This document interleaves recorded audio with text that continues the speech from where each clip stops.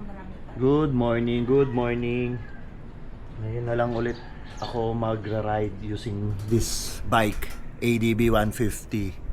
So, time check 6 o'clock pero 5 AM dapat yung take off. Pero nandun pa rin sila.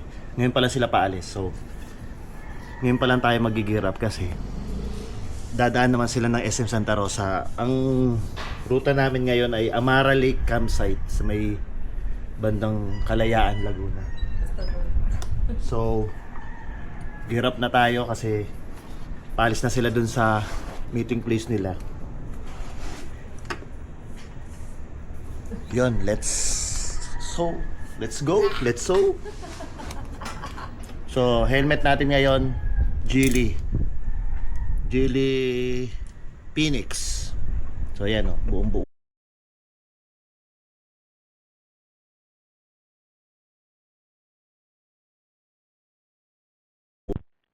Hindi pa tayo mismong babiyahe. Maghihintay pa tayo sa SF kasi yun nga. Kaysa pumunta ako doon sa event place nila, sa meeting place nila, hintayin ko na lang sila, di ba? Orange. Oh, outfit check tayo. Outfit check.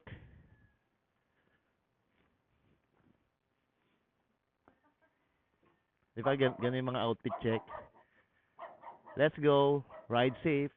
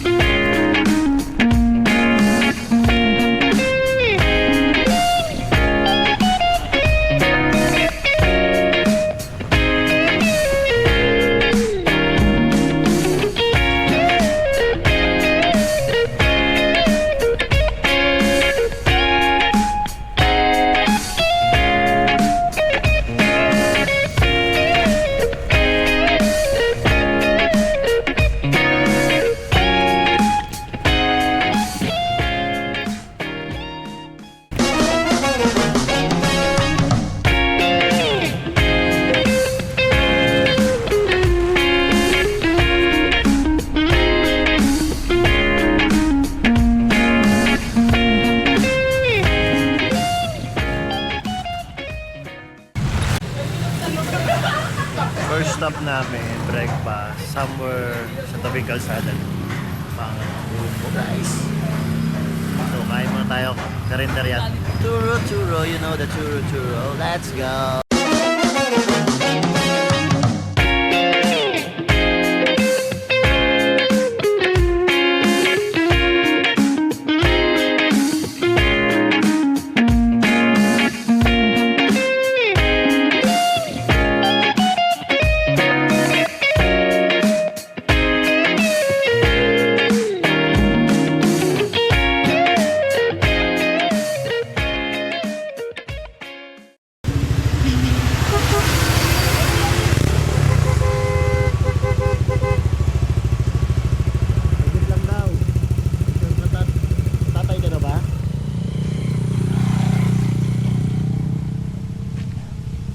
May naiwan pa? Taas ba temperature? Ha? Mainit, overheat. Oh? Kanino? May nag-overheat daw, yari ka.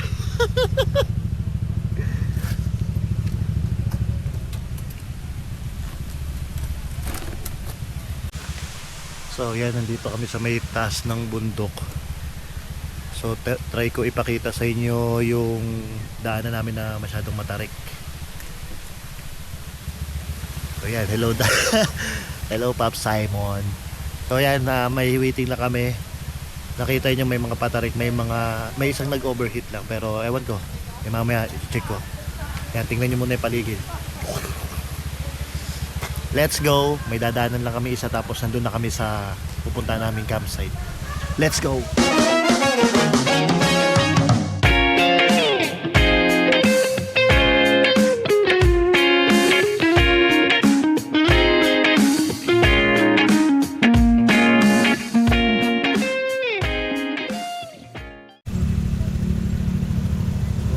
Another stopover kami sa bahay ng isa namin sa grupo. Pero malapit namin, mga 15 minutes na. Pero yun, dito kami sa Kalayaan. Sitio Kalayaan. Ganda, ganda dito, tahimik na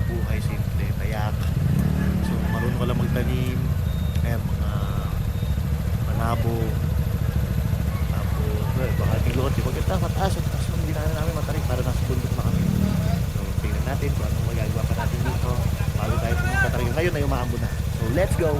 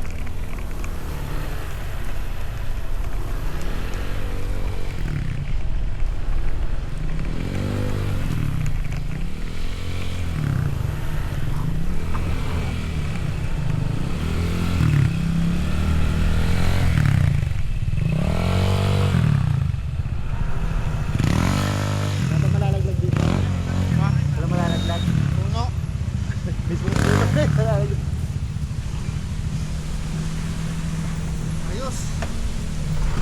And stop! Ay nako, nakatapos ng kalsada. Ano, uwi ka? Ha? Uwi ka ba? Oo, mahirap umuwi ng madilim. Ano mo ka uwi? Alas 4. Hindi ka yan. Kasi hindi ako payagan sa susunod. Okay na mabitin kasi hindi payagan sa susunod. Baka di makaulit kahit sa TC hindi payagan. And there it's go. Pwestuhan na tato eh. Ha? Pwestuhan na prensa ang tato eh.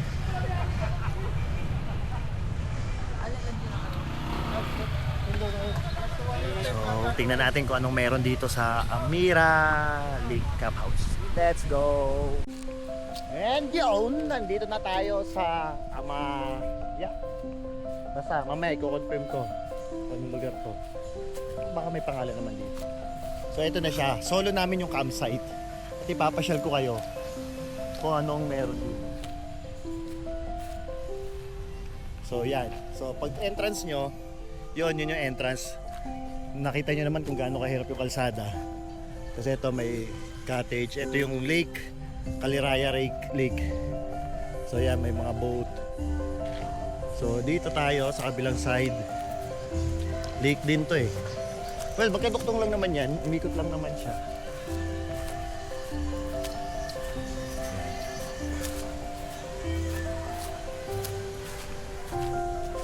So marami ditong mga bangka. Sabi, pag Sabado Linggo daw, low tide dito. Kasi yung parang power na ginagamit na to ng ano, yung hydropower para tumaas yan. So makikita nyo, mababaw lang. Pero pagka bukas daw na umaga, mataas na ulit to. Yan. So, ang daming puno. So, yung mga kasama natin dito, mga grupo sa ADB. So nagte-tent pitching sila. Tayo, uuwi tayo.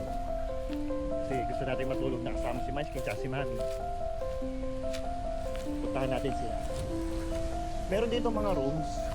Kung ayaw nyo mag-tent, yan dyan. Ang ano pala dito, ang day tour, 150. Ang night, overnight, 350. Yan, tent pitching yung kasama na yung tent pitching ko. So yan, ito na yung mga kasama ko dito. Yan, nag-tent pitching sila. Yan. Tent pitching. Ano yung dumating? Pops Ronnie, Pops Edwin, Pops JQ. Ito yung mga ADB namin. So tingnan pa natin. So ano pang meron dito sa kabilang side. Ayan, mga ADB namin, oh. Kita nyo? So ito yung pinaka-cottage nila. Ayun yung rooms, CR. Para may isa pang cottage doon. Subukan natin puntahan. Let's go! Tara na. Ayan, oh. Bababa tayo unti sa lake. Hindi pa well, pwede maligo pero maputik. Try natin mo. Feeling ko pag high tide, hanggang dito. So tingnan natin kung maliligo tayo mamaya. Pero ngayon low tide yan. May mga isda rin daw dyan. Ay! Malambot na masyado yung lupa. So balik na tayo. So yan, dito tayo. Punta tayo, dito tayo dumaan. So yan, meron pang maraming cottage dito. Again, parang solungan namin tong cottage na camping site na to. Tapos dito, hugasan. Yan, diretso lang. So yun, malaki to. Kaso, yun nga guys. Medyo mahirap papunta dito. Yung motor, mahirap na. What for pa pag kotse? Feeling ko mga 4x4 talaga yan. Mga cottage, free lang yung cottage kung makikipag-negotiate kayo. Pero may bayad yan eh, may extra bayad yan eh. So, dito sa area to,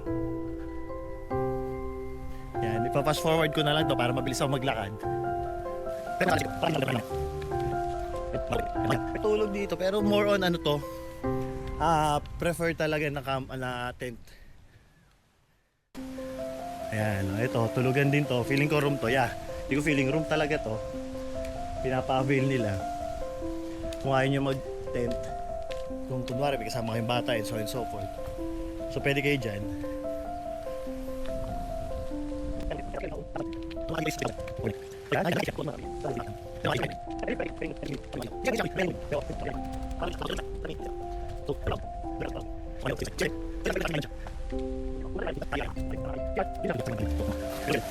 So, yun ang meron dito sa Amara Lakeside Campsite. Yun, Amara. Basta tingnan nyo na lang, nasa ano na lang yun, nasa description.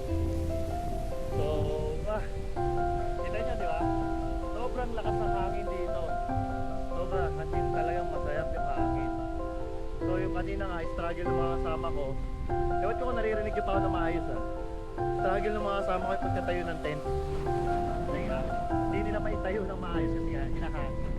So yan I think, pwede pa doon ibang campsite na yun nasa kabilang yun. Yun Yun. So yun ang tent na to. Itong lugar na to. Dahil nga, titignan ko na ako ang pangalan na yun.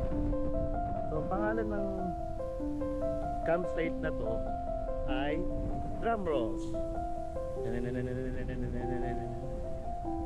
Ang Drumrolls? Yun. Amara Lake House and Campsite sa Sitio Magalolon, Barangay San Antonio, Kalayaan, Laguna. So babalik ulit ako sa grupo. Tingnan natin kung ano na kaganapan dito. Hindi rin ano yun? Ang namin dyan, Bobby. Ha? Oo, ngayon lang din nalaman. Ininom kasi ni yun. Tapos lang kumain. So, ito, kumukuha ng fresh buko at fresh tilapia. Tilapia yan, nasa sakong yan. Oh, ayun. Mapalag-palag pa. Buhay pa. Fresh tilapia. So, let's see what's next. Ilalagay doon sa lawa muna para fresh pa din siya. So sana lang pag kailangan na namin may tilapia pa kami. Nandiyan pa yan, ayan. Para sariwa pa rin ang tilapia. So yan, nasa lake naman kasi yan. So sana pag kailangan na namin tilapia, tilapia pa din yan. Okay?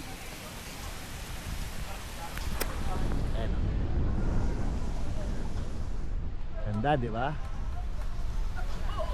Next time kasama na kita, mami. Yung kutsara siguro pwede. Isang kainan lang yung paper plate eh. Pwede yung kutsara. Kaya nga eh. Sa pasadaan lang eh.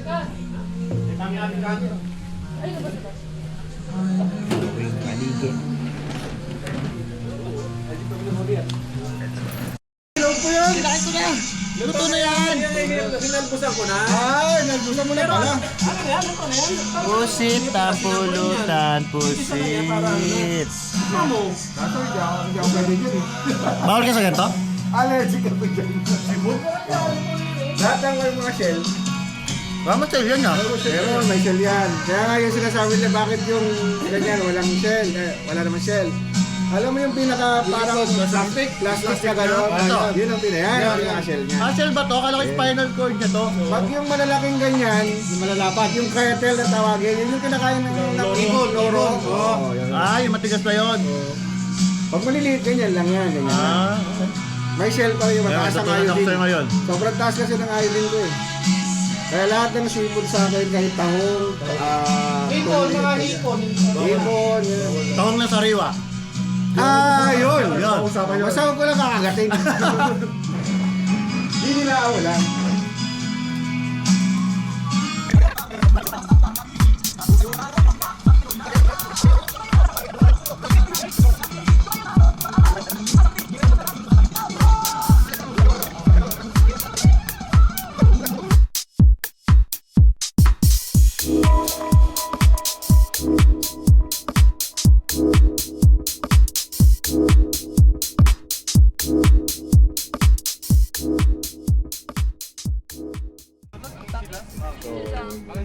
Eto, tatapusin na natin tong araw na to. Na, ayan, inuwi natin. Bago pa tayo matapos, kailangan tapusin na natin tong araw na to. Ayan yung mga kasama natin.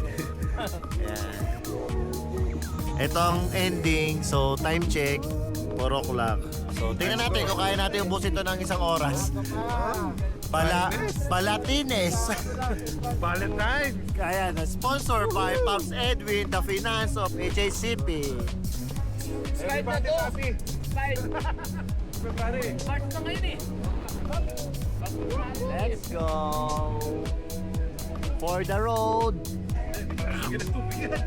Kinuha na nepit naman eh. Oh, lumalapit na naman ah. Lumalapit na, malakas na naman.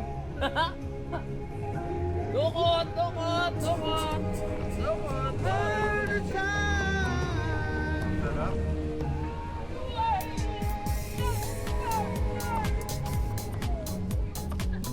See you next time, HSCP.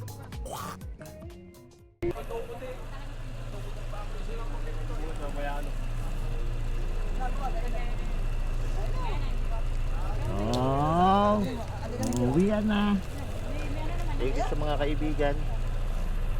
Thank you sa mga sa oras ng Krisumahan. Uuwi na tayo.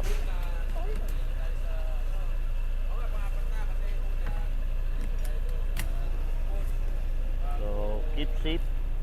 Ride safe.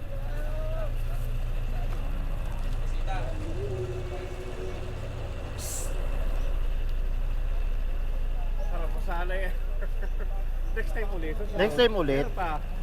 Marami pa tayo next time. Pagka napigilan kasi baka hindi makaulit. Ilan tayo sa tubog? Dami natin nun. Masaya tayo. Tubog, oo. Talagang yun, talagang wasakan sa alak.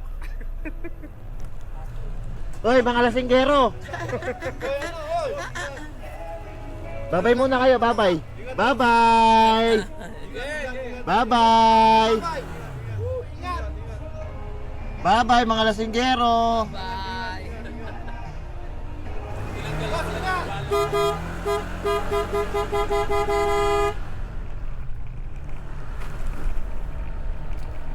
Oh, uwi na tayo.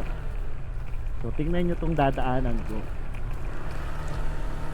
Kung gaano siya kahirap. Pero dahil mahirap siya, ay maadul ang tayo, guys. So, eto yung pauwi na to. Pero, ewan ko kung mapapakita ko sa inyo to sa video. Nung mga papunta ako. Pero, eto yung dinaanan namin. Punta dito.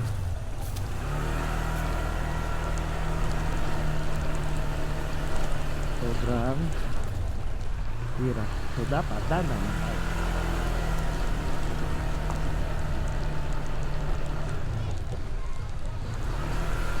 So mahirap dito.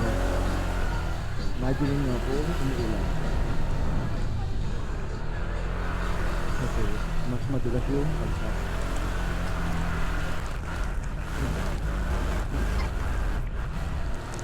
Medyo nakakapagod siya sa braso kasi lalabanan mo yung ano, swerte.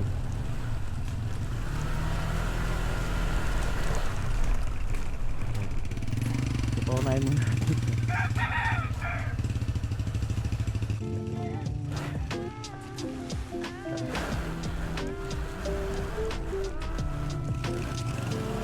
Mahirap pa ako dito lalo na kung galing sa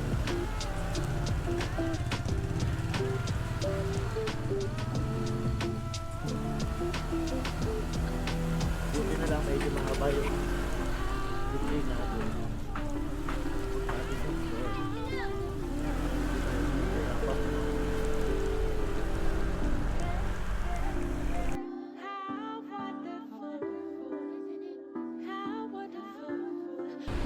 Maganda puntahan yung lugar, maganda, kaso yun nga medyo challenging siya kung kotse ang dala nyo. Siguro kung ano, 4 wheels maganda ba yun? Pero pag nakalagpas na naman kayo doon, okay yung kalsada, tutulad nito, buti yung kalsada dito, pababa na to eh. Kung yung papunta na akin paahon, siyempre pababa, alam ka naman puro paahon.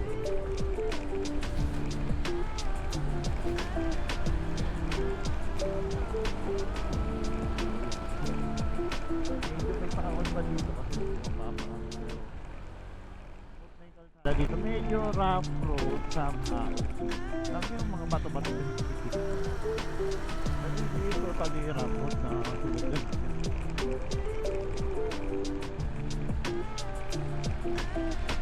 Sana